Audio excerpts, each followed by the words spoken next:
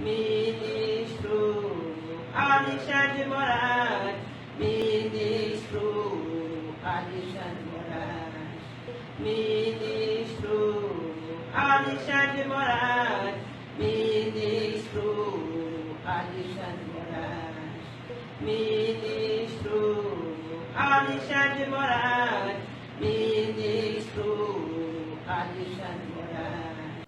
Olá, boa noite a todos. Meu nome é Bruno Parisotto. Eu sou acadêmico do curso de Direito da Unisenec. Gostaria de saudar ao professor Dr. Everton Ricardo Butz e aos caríssimos alunos. Primeiramente, vou descrever do que se tratará o nosso trabalho. Ele vai abordar o assunto de direitos territoriais numa análise sociológica e histórica. O que isso significa? Nós vamos dar uma olhada nos direitos territoriais sem envolver a questão jurídica, a questão da ciência jurídica sobre esses direitos territoriais. E em seguida nós vamos abordar um contexto histórico de como chegou-se nessa conclusão de transformar essas questões dos direitos territoriais em lei. Boa noite, professor Everton, e a todos. Hoje eu vou falar sobre a questão histórica dos exemplos de direitos territoriais.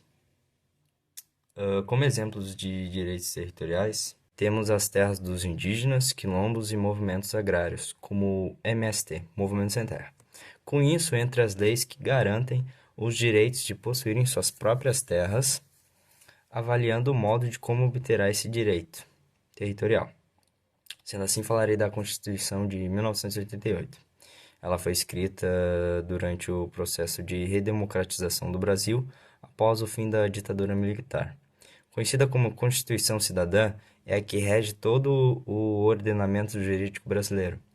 É um marco aos direitos dos cidadãos brasileiros por garantir liberdades civis e os deveres do Estado, como reforma eleitoral, também como terra com função social, combate ao racismo e garantia aos índios da posse de suas terras, entre outras, Foram essas leis que ajudaram a criar soluções para os povos indígenas quilombos de terem de volta suas terras sagradas que foram expulsos e retirados de suas terras de origem.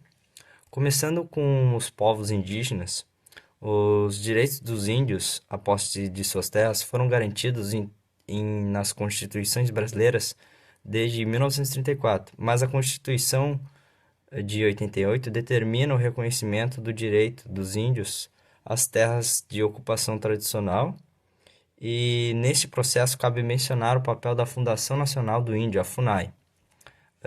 Ela é o órgão indigenista do governo federal. Sua missão institucional é proteger e promover o direito dos povos indígenas do Brasil. Cabe à FUNAI promover estudos de identificação e delimitação, demarcação, regularização fundiária e registro das terras tradicionalmente ocupadas pelos povos indígenas. Além de monitorar e fiscalizar as terras indígenas, ela também coordena e implementa as políticas de proteção aos povos isolados e recém-contatados, tendo povos que se isolaram e tentam se isolar cada vez mais da sociedade, devido às doenças trazidas por pessoas de fora e fazendeiros que expulsam eles e os impedem de voltar a morar no seu antigo território, de terra para caçar, plantar, se alimentar e de buscar seu sustento. De acordo com o artigo 231, são reconhecidos aos índios sua organização social, costumes, línguas, crenças e tradições, e os direitos originários sobre as terras que tradicionalmente ocuparam, competindo à União demarcá-las, proteger e fazer respeitar todos os seus bens. Parágrafo 1. São terras tradicionalmente ocupadas pelos índios, as por eles habitadas em caráter permanente, as em ambientais necessárias ao seu bem-estar e as necessárias à sua reprodução física e cultural, segundo seus usos, costumes e tradições. Parágrafo 2. As terras tradicionalmente ocupadas pelos índios destinam-se à sua posse permanente, cabendo-lhes o usufruto exclusivo das riquezas do solo, dos rios e dos lagos existentes. Sendo assim, a Lei número 6001, Estatuto do Índio, recepcionado pela Constituição Federal, estabelece que a nulidade aplique-se às terras desocupadas pelos índios em virtude de ato ilegítimo de autoridade ou de particular nos termos seguintes. Artigo 61. Ficam declaradas a nulidade e a extinção dos efeitos jurídicos dos atos de qualquer natureza que tenham por objeto o domínio e a posse ou ocupação das terras habitadas pelos índios ou comunidades indígenas. Parágrafo 1. Aplique-se o dispositivo nesse artigo às terras que tenham sido desocupadas pelos índios ou comunidades indígenas, em virtude de ato legítimo de requisitividade ou particular. Atualmente, o grande desafio do movimento indígena e de seus apoiadores é manter uma mobilização capaz de impedir retrocessos e, mais ainda, de assegurar o cumprimento integral da Constituição Federal de 1988. Com os quilombos, é importante destacar que, enquanto os direitos dos índios à posse de suas terras foram garantidos nas constituições brasileiras desde 1934, foi apenas na Constituição de 88 que os quilombolas tiveram direitos reconhecidos. A inclusão deste preceito constitucional repara uma injustiça histórica cometida pela sociedade escravocrata brasileira contra o povo negro. Uma reparação que se concretiza através do reconhecimento dos direitos das comunidades descendentes dos antigos escravos, possibilitando-lhes finalmente o acesso à propriedade de suas terras. As comunidades quilombolas tiveram também garantido o direito à manutenção de sua cultura própria através dos artigos 215 e 216 da Constituição. O primeiro dispositivo determina que o Estado proteja as manifestações culturais afro-brasileiras. Já o artigo 216 considera patrimônio cultural brasileiro a ser promovido e protegido pelo poder público os bens de natureza material e imaterial dos diferentes grupos formadores da sociedade brasileira, entre os quais estão, sem dúvidas, as comunidades negras. Historicamente, os quilombos eles se organizaram como espaços de residência e de construção de liberdade e autonomia negra, sendo uma de suas características fundamentais a ocupação e uso de terras urbanas e rurais, como forma de viabilizar a vida digna para a comunidade através de reprodução de seus modos de vida, de seus próprios costumes. São muitos os meios pelos quais, ao longo dos anos, a comunidade quilombola viabilizaram o seu acesso à terra. Contudo, na grande maioria das vezes, as terras obtidas pelos quilombolas eram insuficientes para garantir a vida digna à comunidade. E quando havia terra suficiente, os quilombolas eram vítimas de processos violentos de expropriação. São poucas as comunidades que alcançaram esse direito ainda no Brasil. Das 3.554 identificadas pelo governo federal, pouco mais de 100 possuem o título, segundo o Instituto Nacional de Colonização e Reforma Agrária, o INCRA. Já os movimentos agrários visam a democratização da posse pela terra e a reparação de injustiças sociais sobre os trabalhadores do campo.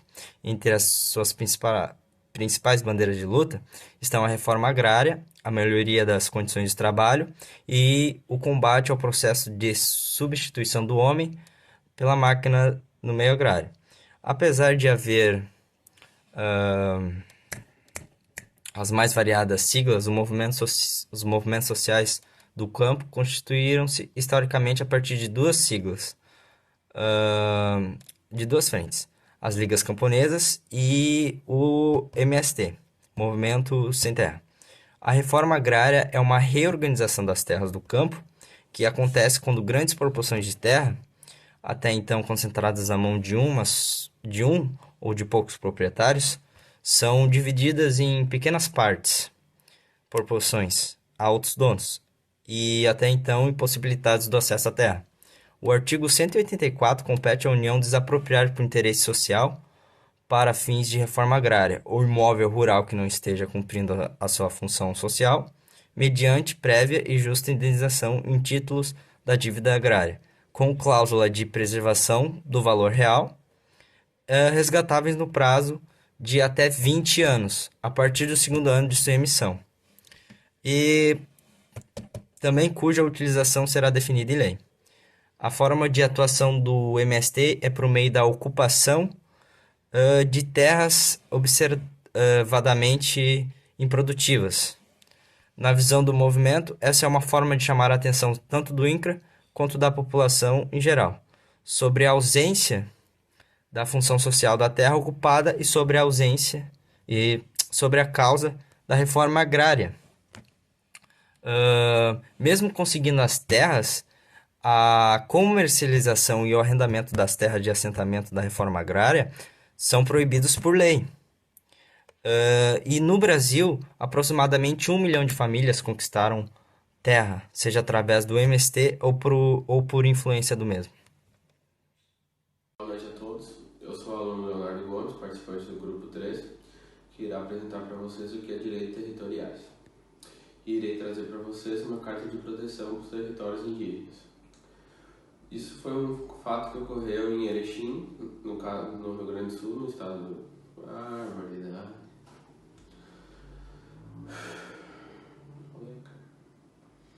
Boa noite a todos. Sou o aluno Leonardo Gomes, participante do grupo 3, que irá apresentar para vocês o que é direitos territoriais. E eu irei trazer para vocês uma carta de proteção para os territórios indígenas. Esse foi um fato que aconteceu em Erechim, nosso estado do Rio Grande do Sul, em 2019, e foi relatado problemas que a comunidade indígena estava passando por razões de invasões da área reservada e requerendo um auxílio de uma força-tarefa, no caso, para proteger as terras indígenas. Só que isso é um fato que não é assim, entendeu? Não é qualquer órgão policial que pode entrar em ação nessa situação, entendeu? Por isso que houve um pedido de auxílio do juiz para a FUNAI, auxiliar perante essa situação. E essa sigla FUNAI vem da Fundação Nacional do Índio, um órgão do governo brasileiro que lida com todas as questões referentes a comunidades indígenas e as suas terras. E que só eles podem determinar se a área que houve a situação é um território indígena. Então, por isso que não pode qualquer órgão político, qualquer órgão policial se envolver numa situação dessa sem promovendo políticas de desenvolvimento sustentável das populações indígenas. A FUNAI tem finalidade de auxiliar as ações que visam a proteção, saúde e educação do povo indígena, a divulgação das suas culturas, além da realização de pesquisas para a recolha dos dados e estatísticas da população indígena no Brasil. E a FUNAI tem como missão promover e proteger os direitos dos índios. E isso é uma coisa, como eu expliquei antes, então só eles podem auxiliar isso, entendeu? Que eles sabem dizer onde as terras, sabem tudo, entendeu? Sobre os índios, as culturas, as línguas, as tradições, além de monitorar os garimpeiros e os outros, entendeu? Então eles evitam a prática de usurpação das riquezas que pertencem ao patrimônio indígena e que coloca em risco a preservação das comunidades. Então, eles protegem e mantêm a cultura indígena no Brasil. Boa noite, meus queridos colegas e Dr. Everton Ricardo Botts. O meu nome é Luiz Otávio Fogaça. E, bom, eu selecionei duas questões da OAB que são bem diferentes, mas que tratam do mesmo assunto, que é os direitos territoriais. Uma delas fala sobre a disputa que existe entre o Brasil e o Uruguai por uma ilha, e a outra é sobre como o Estado deve proceder quando quiser explorar terras indígenas por recursos. Eu vou ler primeiro a que fala sobre a ilha e explicar ela, e depois eu leio sobre a dos índios. Bom, o enunciado dela fala que existem disputas sobre parcelas de territórios entre países da América Latina. O Brasil e o Uruguai, por exemplo, possuem uma disputa em torno da chamada Ilha Brasileira, que fica na foz do rio Uruguai. Na hipótese de o Uruguai vir a reivindicar formalmente esse território, questionando a divisa estabelecida no Tratado Internacional de 1851, assinale a opção que indica o Tribunal Internacional ao qual ele deveria endereçar o pleito. A letra A é o Tribunal Permanente de Revisão do Mercosul, a letra B é a Corte Internacional de Justiça, a letra C, o Tribunal Penal Internacional e a letra D, o Tribunal Internacional de Direito do Mar. Bom, a letra A está errada pelo simples fato de que o Tribunal Permanente do Mercosul trata sobre o Mercosul, como o próprio nome dele já diz. Ou seja, ele vai se ater a conflitos relacionados ao Tratado do Mercosul. E por mais que Brasil e Uruguai façam parte do Mercosul, essa disputa por terra não está envolvida no tratado. A letra B é a opção correta, que é a Corte Internacional de Justiça, porque ela trata sobre... nela são julgados os estados e as organizações pertencentes. Bom, a letra C é o Tribunal Penal Internacional. Ele é quase a mesma coisa que a Corte Internacional de Justiça, a questão é que ele julga pessoas por crimes cometidos, dentro e fora do seu país. Já a letra D, o Tribunal Internacional de Direito do Mar, por mais que ele esteja no mar, ela não faz parte do mar, por assim dizer.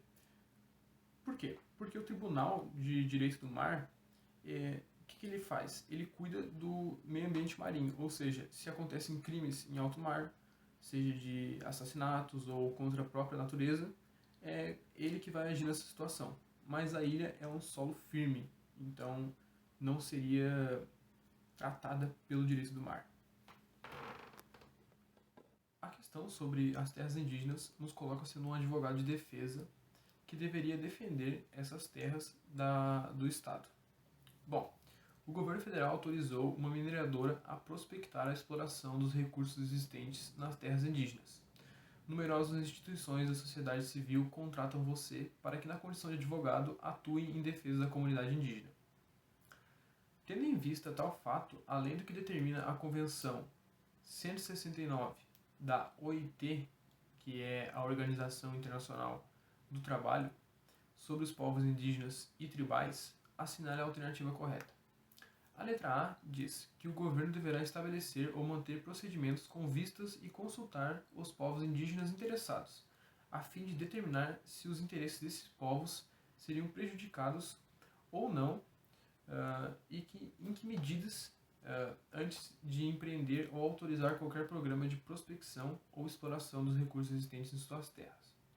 A letra B diz que a prospecção e a exploração dos recursos naturais em terras indígenas pode ocorrer independentemente da autorização e da participação dos povos indígenas nesse processo, desde que haja uma indenização por parte do Estado para com esses nativos. A letra C diz que a prospecção e a exploração das riquezas naturais em terras indígenas podem ocorrer mesmo sem a participação ou consentimento dos povos nativos dali. No entanto, esses povos vão ter direito a receber uma indenização por conta dessa exploração que a terra deles sofreu. Já a letra D diz que se a propriedade dos minérios ou dos recursos do subsolo existentes na terra indígena pertencem ao Estado, o governo não deve juridicamente consultar esses nativos se estaria afetando eles essa extração ou não. E bem, a letra certa, a alternativa correta é a letra A. Por quê? Porque segundo o artigo 15, lá da Organização Internacional do Trabalho, no seu segundo parágrafo, ele fala que em caso de pertencer ao Estado a propriedade dos minérios ou dos recursos existentes nas terras, os governos deverão estabelecer ou manter procedimentos com vistas e consultar os povos interessados, a fim de determinar se os interesses dos povos seriam prejudicados ou se eles poderiam mexer naquela terra antes de se empreender ou autorizar qualquer programa de prospecção ou exploração dos recursos existentes nas suas terras. Os povos interessados deverão receber uma indenização que seja equitiva ao valor, ou seja, não pode ser muito baixa, tem que ser justa para eles também, por qualquer dano que eles possam vir a sofrer como resultado dessas atividades. Basicamente, as outras questões são todas, não são exatamente leis que apontam que elas estão erradas, é mais uma questão de senso comum, porque todas elas falam ali que o governo, o estado, a prefeitura, enfim, não precisaria pedir autorização para os índios para poder mexer na terra deles. Só que isso é muito errado porque, tipo, muitas dessas terras são sagradas para eles, e se a gente mexesse nelas para tirar minérios, seria um atentado praticamente à cultura deles e um desrespeito. Eu não sei se vocês conhecem aquela montanha que existe nos Estados Unidos, o Monte Rushmore, que fica na Dakota do Sul, que tem o rosto dos presidentes. Bom, esse monte ele era sagrado para os índios Lakota que moravam lá, e assim que os Estados Unidos descobriu que existia ouro naquelas montanhas, eles expulsaram os índios na força bruta, usando armas, enfim, teve uma pequena revolução lá, e eles estragaram o solo sagrado praticamente. E é basicamente isso que essa questão fala sobre essa, tipo, temos que ter essa consciência de que não podemos simplesmente tomar as terras deles sem entender qual o valor delas para eles, que é muito diferente do que a nossa terra significa para a gente. Boa noite, eu me chamo Luísa e eu irei apresentar as notícias referente a casos que implementam os direitos territoriais. A primeira notícia escolhida, ela relata um ocorrido no sul da Bahia, que no Superior Tribunal de Justiça negou o pedido de segurança advindo dos produtores em relação ao pedido de ampliamento de território indígena solicitado pela FUNAI. Eles alegam que fere leis e a jurisprudência. Além de terem seu pedido negado, o colegiado revogou as liminares do processo, dando andamento no que tinha sido suspendido. Por unanimidade, a primeira sessão do Superior Tribunal de Justiça negou os mandados de segurança em que produtores rurais buscavam suspender processo de demarcação de terra indígena na Bahia. Índios da tribo Pataxó acompanharam o julgamento no plenário da primeira sessão do Superior Tribunal de Justiça. Os mandados de segurança preventivos foram solicitados por produtores rurais do sul da Bahia. Uma tentativa de evitar que o Ministério da Justiça permita a conclusão do processo administrativo iniciado pela FUNAI para ampliar a reserva indígena de Barra Velha. O procedimento administrativo era para revisar uma demarcação de terras feita pela própria FUNAI em 1991. O motivo? Os 8.627 hectares destinados inicialmente aos índios pataxós da região eram insuficientes. Correspondiam a menos de 1/6 da área a que eles sempre tiveram acesso. Por isso, a FUNAI optou por uma nova demarcação, ampliando de 8 para 52 mil hectares. Os produtores rurais alegavam que a revisão da demarcação feria leis e jurisprudências sobre o assunto e iniciaram uma disputa judicial contra a União. Enquanto isso, a proposta de revisão da demarcação estava paralisada no Ministério da Justiça. O relator no STJ, ministro Gurgel de Faria, concluiu que a ampliação das terras indígenas não fere leis e jurisprudências, como argumentaram os produtores rurais. Para ele, os vícios processuais presentes na primeira demarcação abrem caminho para a revisão. Efetivamente, a regra é essa, é vedada essa ampliação. Mas há, no próprio precedente do Supremo Tribunal Federal, a possibilidade, ali de dentro do prazo decadencial, ou seja, dentro do prazo dos 5 anos, haver um processo se porventura vícios no processo originário tiverem ocorrido. O voto do relator foi acompanhado integralmente pelos demais ministros da primeira sessão. Por unanimidade, o colegiado negou os mandados de segurança e revogou as liminares que impediam a continuidade do processo administrativo para ampliação das terras indígenas. O cacique Suruí Pataxó acredita que a decisão do STJ evitou o flagelo da tribo. Nosso povo podia sofrer, podia morar nas estradas, no bar dos viadutos. Era isso que ia acontecer com nós. A gente poderia perder muitas crianças, né? Muitos anciãos, né? Dentro do contexto assim, da nossa história, né?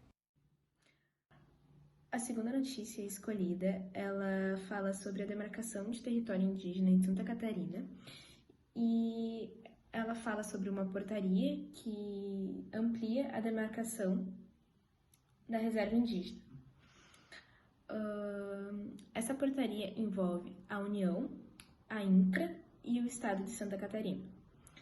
O relator desse caso, o jurista Edson Fachin, ele solicita a todos os envolvidos que trabalhem em projetos que, tanto economicamente ou tanto culturalmente, não prejudique nenhum dos envolvidos, e para que eles encontrem uma alternativa de solução a esse caso. Esse processo foi a julgamento no plenário do Superior Tribunal Federal. Olá, boa noite. Boa noite.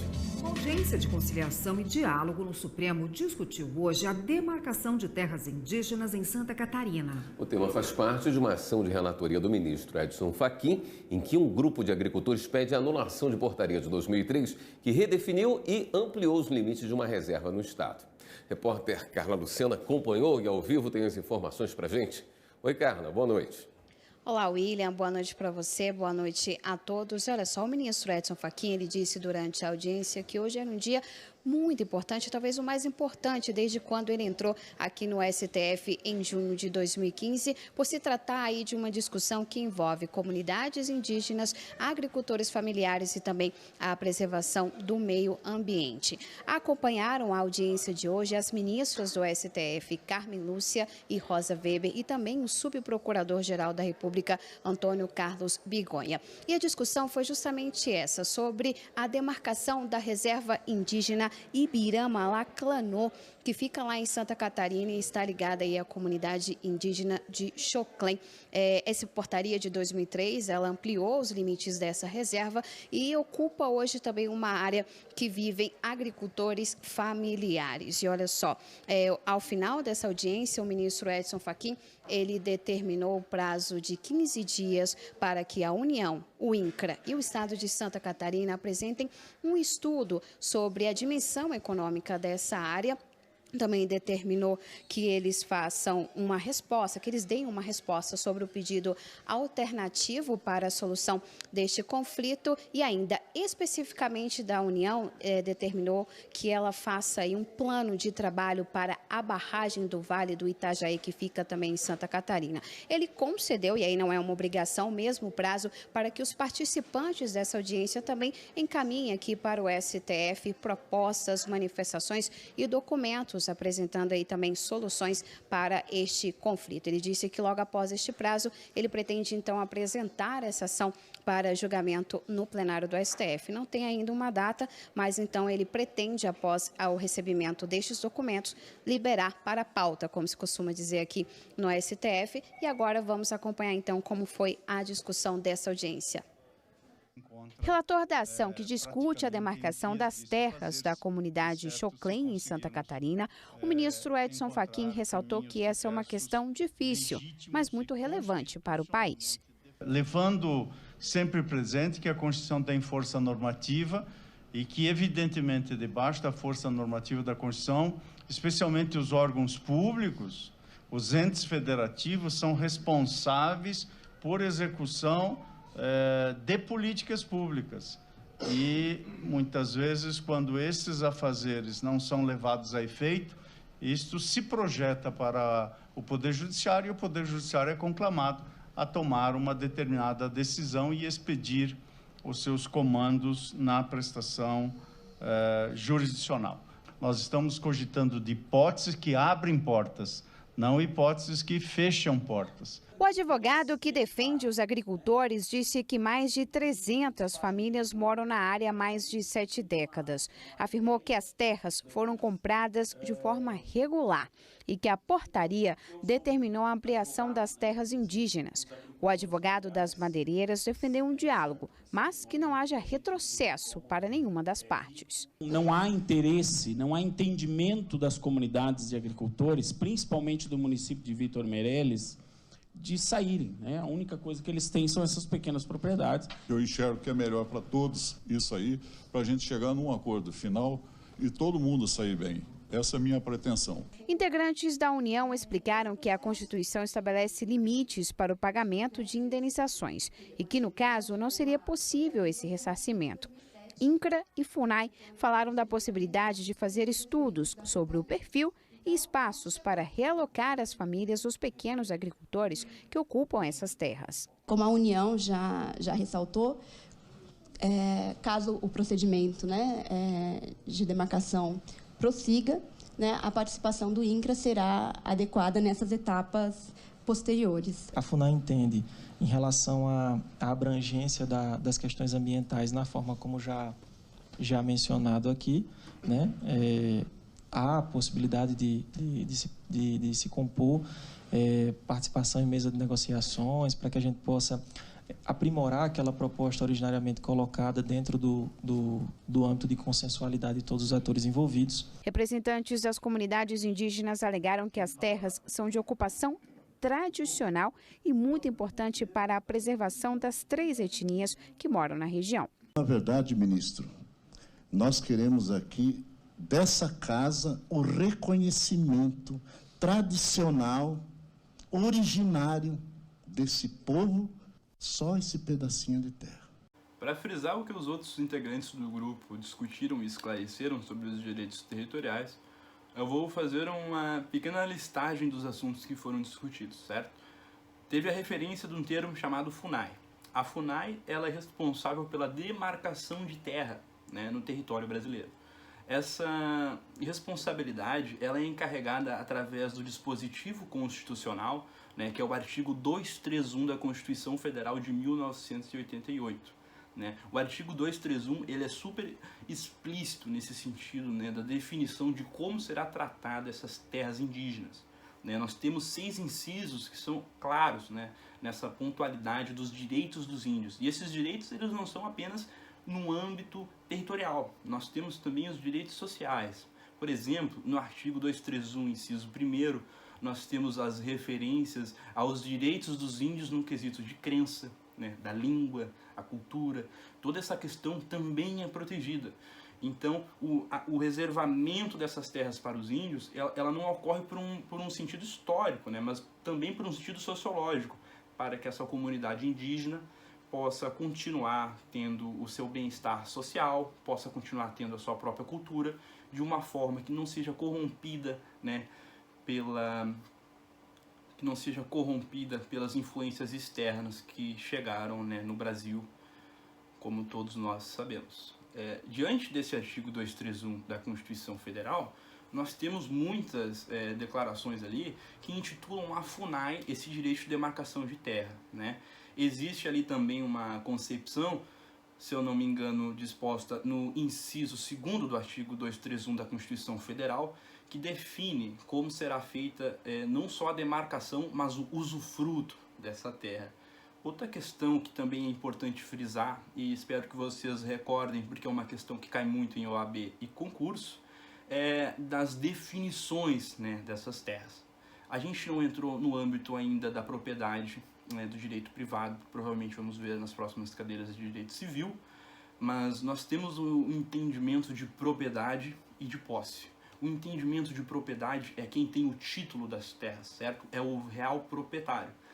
E quem é o possuidor dessas terras geralmente é o ocupante. No direito imobiliário existem mais definições com clareza sobre essa questão, como por exemplo o registro do imóvel, mas eu não vou entrar nesse mérito. É apenas para que vocês possam entender o que eu vou explicar em seguida. Os índios, eles não são os donos dessas terras, eles são ocupantes, certo? O domínio dessas terras pertence à União, ao poder público. Não existe qualquer forma de que uma comunidade indígena, por exemplo, digamos o pessoal do Rio do Xingu, se posicionasse, fizesse uma associação comercial e tentasse vender as terras ou tentasse comercializar ou até alugar o Estado. Afinal, o Estado veio querendo usufruir da terra. Só que nesse dispositivo constitucional do 231 fica esclarecido que haverá uma exclusividade de demarcação de decisão da FUNAI. Mas se reserva o direito, certo? Se reserva o direito a... Desculpa, aqui chegou o gatinho. Se reserva o direito de botar a FUNAI, a demarcação de terra, e não só a FUNAI, mas ao STF.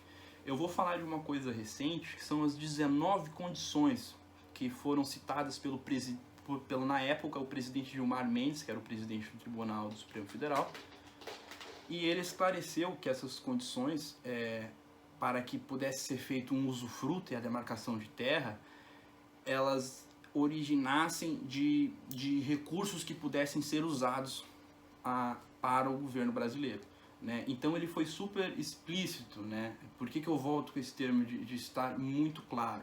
Porque se entende que as terras dos índios, como se fossem dos índios, né? Que eles podem aproveitar. Não, esse não é o entendimento. O que eu quero frisar aqui, que é o que cai em prova.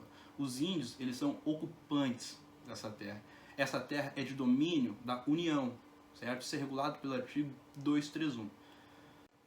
Para concluir o nosso trabalho, né, a partir desse desenvolvimento, desses debates sobre os direitos territoriais indígenas, de toda essa visão sociológica e desse contextual histórico, nós temos, né, o Alvará Régio. O Alvará Régio foi publicado em 1º de abril de 1680, né?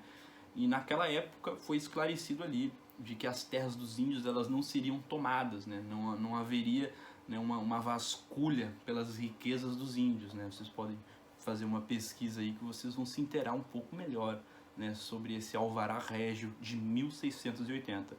Então, de uma forma esclarecida, né, os direitos territoriais, no que tange a terra dos quilombolas e dos indígenas, né, é um fato que é discutido há centenas de anos, né, é um fato que é explorado há centenas de anos, e foi só a partir da Constituição de 1988 que se constitucionalizou essa proteção aos índios, né?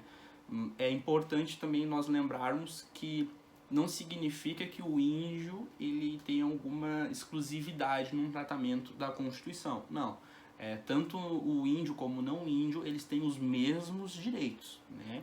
Apenas a Constituição de 1988, ela tentou criar um gerenciamento dessa diferenciação e não uma exclusão, né? Por isso que existe essa citação bem específica sobre os índios. Tenham uma ótima noite.